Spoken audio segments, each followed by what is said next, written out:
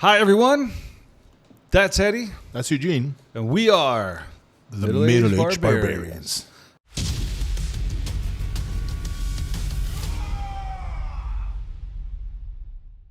And today, we're going to talk a little bit about Greyhawk. Awesome. I was going to say Greyhawk too. Sorry. No, that's got old already. It never gets old. The internet never dies, my friend. I guess so. All right. Speaking of things that never die, Greyhawk. Things that never die and is apparently coming back to life. Like we did previously with Ishalon and Mastika, we want to do a little bit of how settings have evolved maybe and where they are now and what's been going on.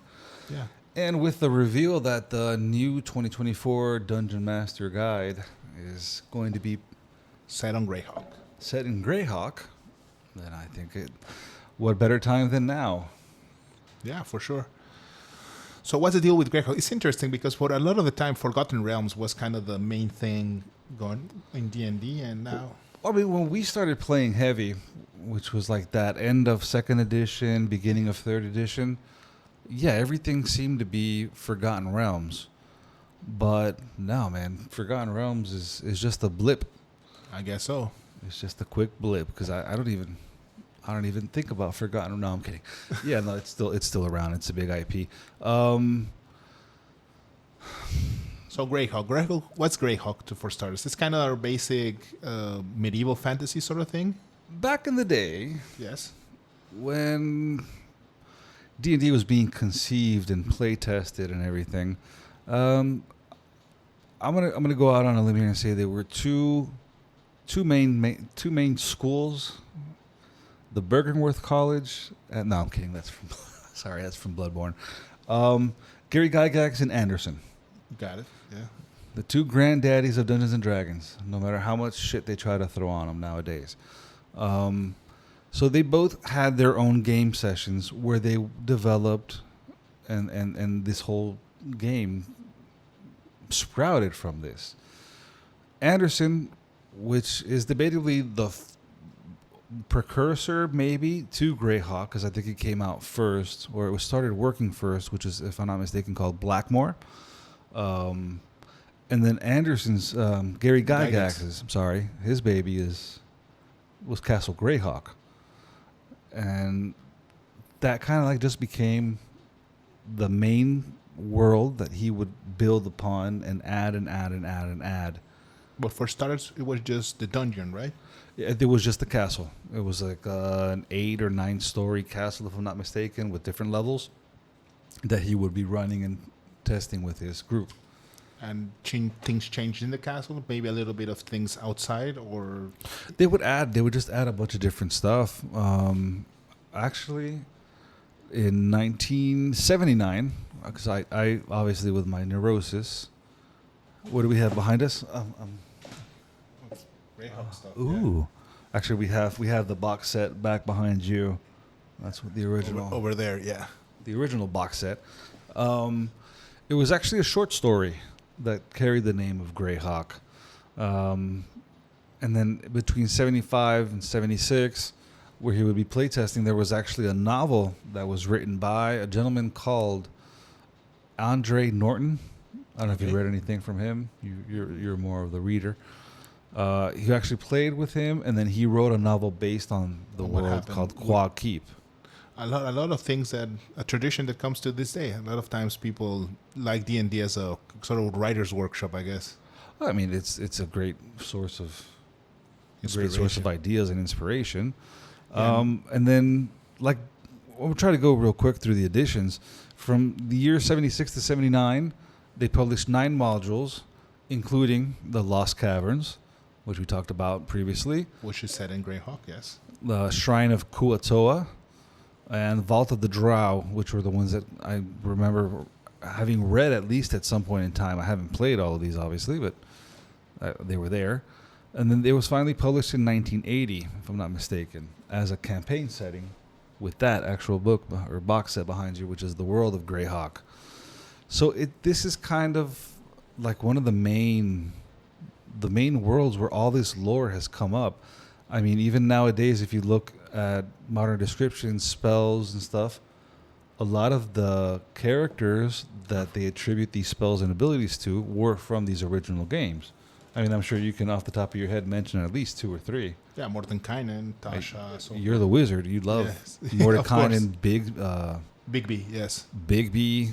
Yeah, and Vecna was made for Greyhawk. Yeah, their enemies Vecna, Cass. Cass. What was that? Oh, Ricelin? Ricelin is from Dragonlance, my friend. Yes. No. You failed. Dragonlance is modern and... The producer failed, Tacha. Hayward, or Heward, I don't know how you pronounce Yes. that, and his handy haversack, I didn't know that was from back then. A person, yeah. And obviously all the deities that we know, and I think even bleed into Forgotten Realms. Yeah, Vecna became kind of universal. I mean, Vecna's a very cool concept, so it makes sense that it became kind of... Yeah, but like Lolth from the Drow, Pelor, Moradin, oh my God, all the Cuthbert, yes. the deities, at least that I remember very clear from 3rd edition. Yeah, I never was realized. also set in Greyhawk, so yeah.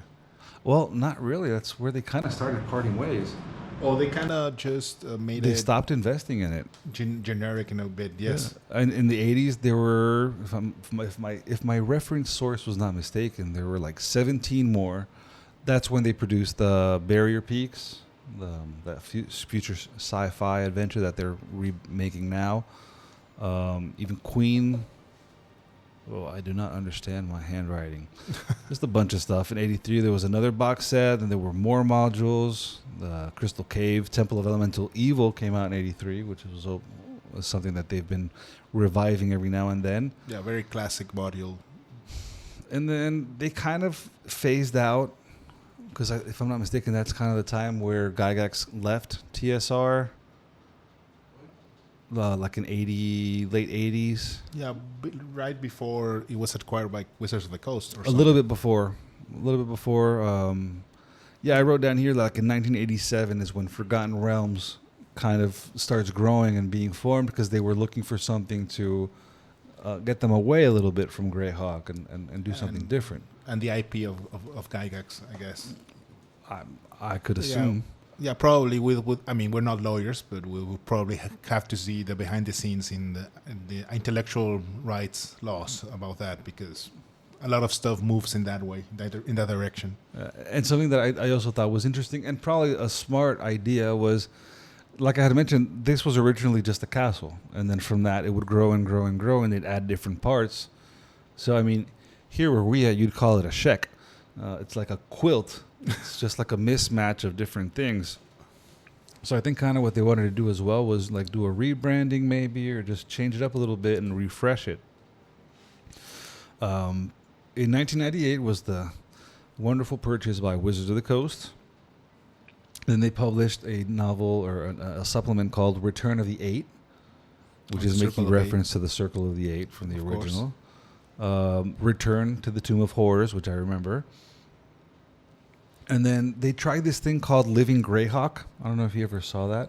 Yes, that you had like you send via, I don't know if via email or via snail mail, you send the advancement in your games, and kind of everything, the games of everybody kind of influenced everything, which was... It was kind of interesting. And I know there was a book, and then there was just like all the constant updates to the story. And that's kind of how it stayed alive until, dun dun dun, 4th edition.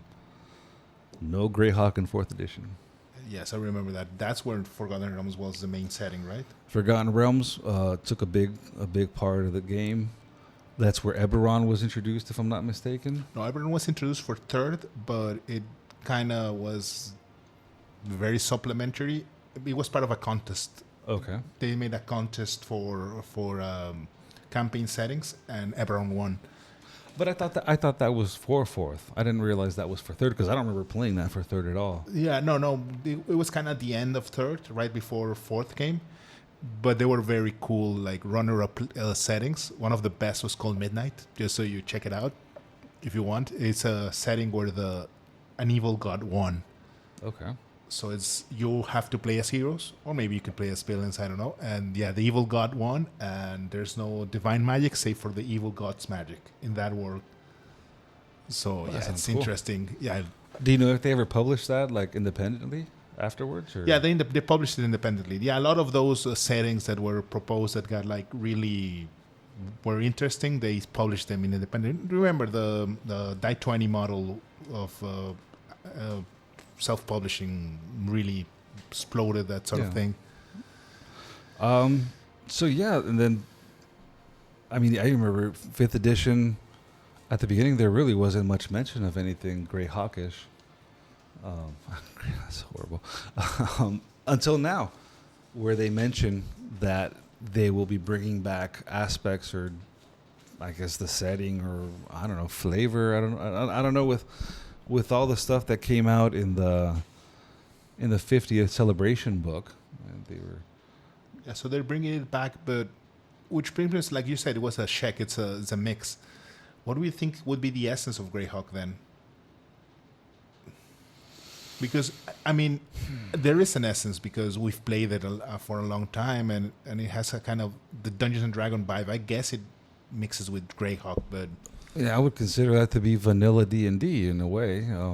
It's the base. It's good versus evil, very. But then I wonder, because is there Changing good that. and evil? Yeah, that's what I was going with. Yeah, how will it change with this new way of doing the game? Because a lot of the changes were very philosophical in nature. So I'm guessing the setting will be different.